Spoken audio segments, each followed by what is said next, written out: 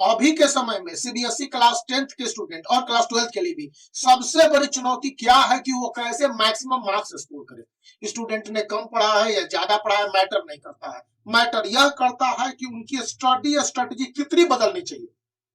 तो एक रिसर्च बताता है कि 100% तक इसे बदलने की जरूरत है और आपकी स्टडी स्ट्रेटजी जितनी कॉम्प्रिहेंसिव होगी उतना ही कारगर यानी इफेक्टिव होगा।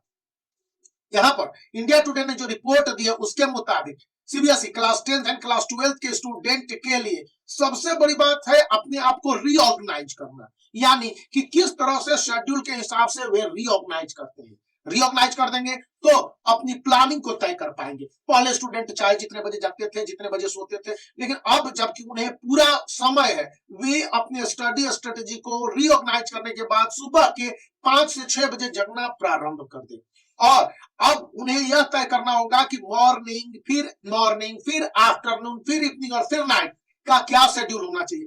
5 वक्त का आपको समय मिलता है जब आप अपनी पढ़ाई पर पूरी तरह से फोकस कर सकते हैं। 2023 के बोर्ड एग्जामिनेशन के डेट शीट को मैं नहीं बताने जा रहा हूं, वे आइडिया जो आपके बोर्ड एग्जामिनेशन की स्ट्रेटेजी को बदल देंगे, आपके प्रिपरेशन को अप टू 100% तक ले जाएंगे।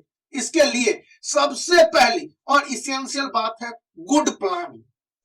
किन सब्जेक्ट पर ज्यादा फोकस देने हैं, जैसे मैथ हो गया, फिजिक्स हो गया, केमिस्ट्री हो गया या फिर अकाउंटेंसी है तो वहां पर भी आप देखेंगे, फिर कॉमर्स या इकोनॉमिक्स है यहां पर भी आप ध्यान रखेंगे, फिर इंग्लिश और हिंदी के साथ साथ मैथमेटिक्स जैसे सब्जेक्ट को भी आपको मिला के चलना होगा। इसलिए सक्सेस विथ 100% मार्क्स का अर्थ है गुड प्लानिंग और adhere to the comprehensive study plan या schedule।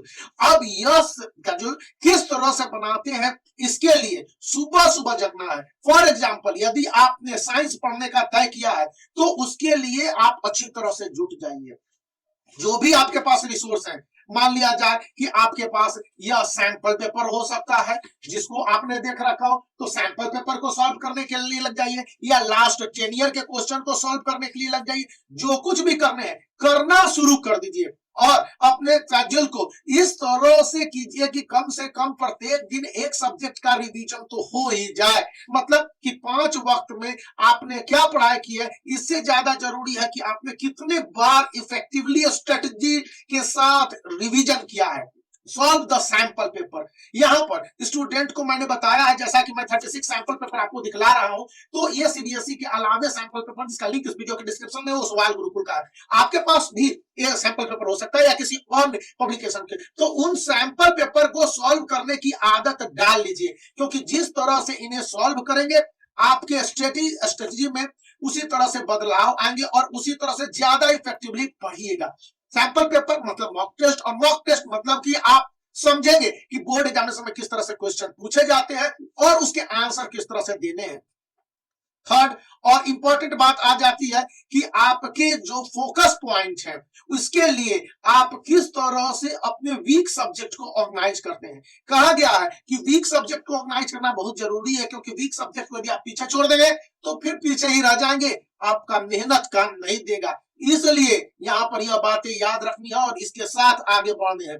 मतलब यह हो गया कि आपको अपने कमजोर सब्जेक्ट पर mid term, first term, second term, third term के बाद से एनालिसिस करने और देखने हैं कि कितनी मेहनत कर सकते हैं।